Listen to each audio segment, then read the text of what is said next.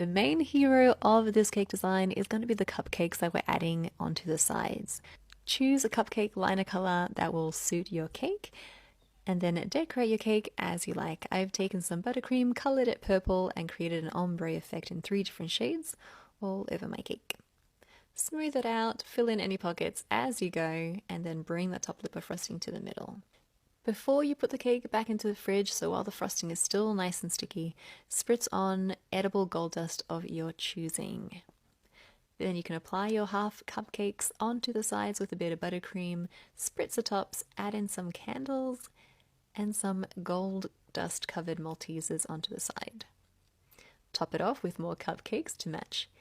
And that's it, your cake is complete. Thanks guys for watching. I hope you enjoyed this one and give it a try. If you do, hashtag Rosie's Dessert Spot so I can check it out. And we'll see you in the next one.